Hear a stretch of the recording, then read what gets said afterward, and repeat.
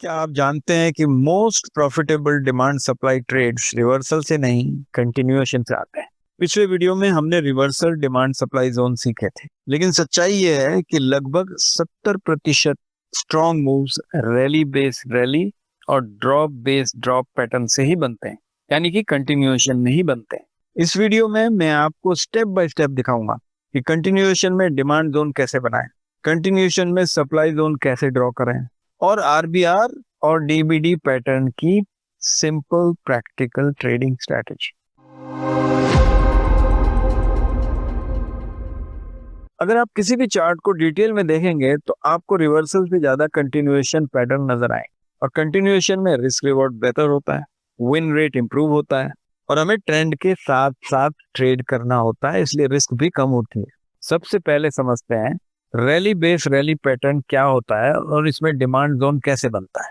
Rally base rally, जैसा कि आप देख रहे हैं, एक बुलिश कंटिन्यूएशन पैटर्न है। मान लीजिए मार्केट स्ट्रॉन्ग अप ट्रेंड में है, प्राइस यहाँ से तेजी से ऊपर तक जाता है और देखिए ये नॉर्मल बाइंग नहीं है, यहाँ बड़े प्लेयर्स बाय कर रहे हैं।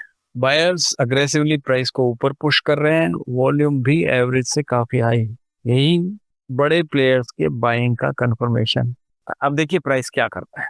इतना ऊपर आने के बाद 5-7 कैंडल्स प्राइस साइडवेज में मूव करता है, गिरता नहीं है, पॉज लेता है।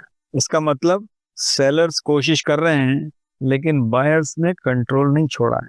यहाँ छोटा सा कंसोलिडेशन होता है और यही हमारा डिमांड जोन है। यहाँ पर बड़े बायर्स दोबारा एंट्री के लिए वेट कर रहे होते हैं।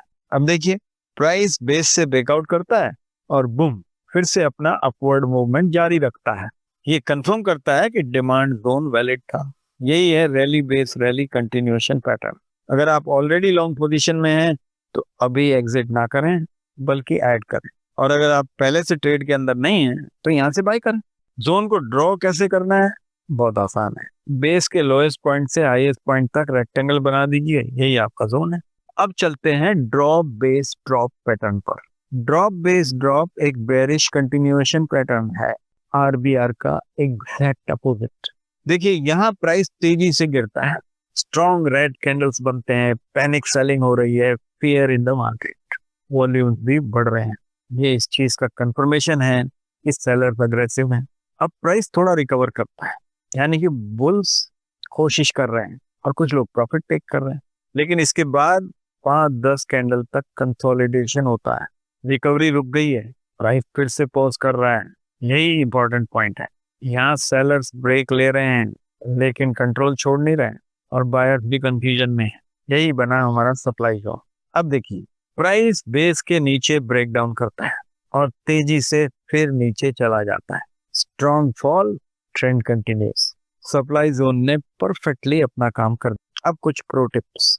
ट्रेंड के अगेंस्ट में ट्रेड ना करें, रिस्क मैनेजमेंट कंपलसरी है। फिक्स्ड स्टॉप लॉस रखें और जरूरत पड़े तो ट्रेलिंग करें, और मिनिमम 1:2 का रिस्क रिवॉर्ड रेशो तो होना ही चाहिए। तो फ्रेंड्स, आज आपने सीखा डिमांड जोन कैसे बनाएं, सप्लाई जोन कैसे ड्रॉ करें और फिर complete demand supply trading strategy भी देख लिया आपने।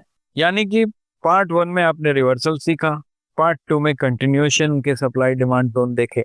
अब आपके पास complete demand supply zone draw करने का टोटल सिस्टम है। प्रैक्टिस डेली कीजिए। अगर आपने पहला वीडियो नहीं देखा है तो उसका लिंक डिस्क्रिप्शन में है और यहाँ पर आई बटन में भी है, तो इस वीडियो के बाद उसे जरूर देखिए। अगर वीडियो हेल्पफुल लगा है तो लाइक कीजिए, सब्सक्राइब कीजिए और अपने दोस्तों के साथ शेयर जरूर कीजिए। नेक्स्ट वीडियो में हम मल्टी टाइम फ्रेम में डिमांड सप्लाई जोन एनालिसिस कैसे करना और ट्रेड कैसे करना ये देखेंगे। तो मिलते हैं फिर अगले वीडियो में।